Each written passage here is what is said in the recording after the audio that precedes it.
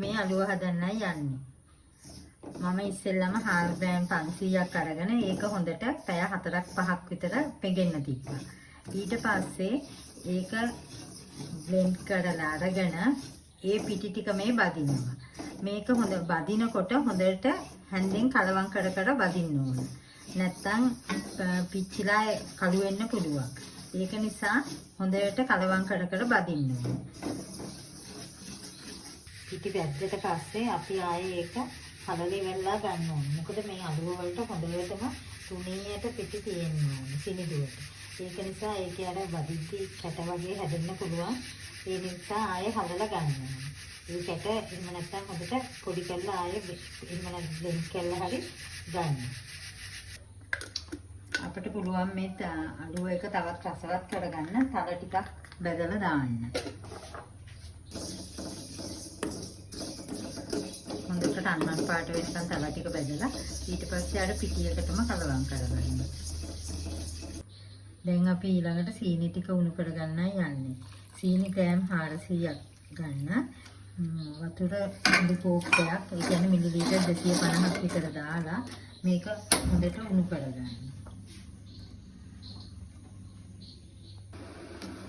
උණු තේ හැඳි කාලක් විතර මේකටම එකතු කරගන්න.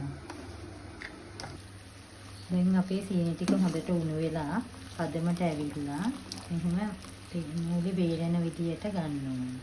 මේ ගන්නදී අපිට දැන් ලිප ඔෆ් කරලා මේක හොඳටම නිවෙන්න තියන්න ඕනේ.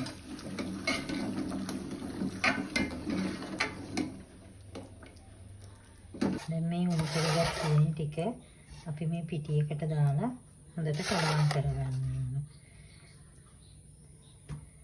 එක සැරේටම දාන්න එපා මොකද වැඩිවෙනවා. ඒක නිසා ටික ටික වෙන්න ඒ පැණි එක දාලා මේක හොඳට කලවම් කරගන්න ඕනේ.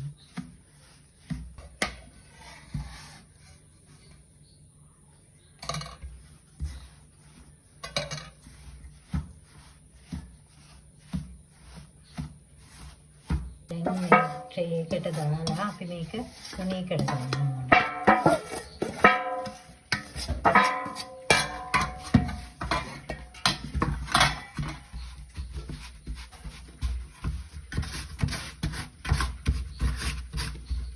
ආයෙත් බෙදපු පිටි ටිකක් මේක උඩින් නැවතත් තියලා ගන්න.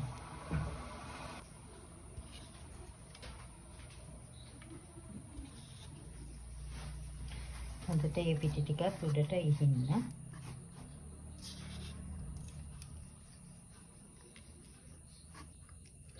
දැන් මේ හදාගත්ත අලුව එක අපි දැන් ඊළඟට කෑලි කපමු.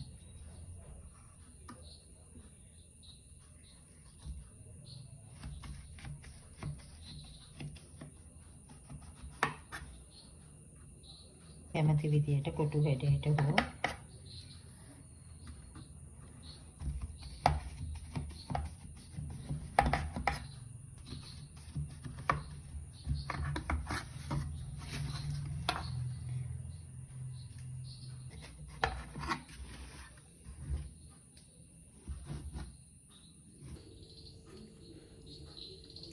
මෙන්න අපි හදාගත් අලුව ටික තවත් මේ වගේ රසවත් කෑමක වීඩියෝවක් බලන්න ඔයාලත් subscribe කරන්න.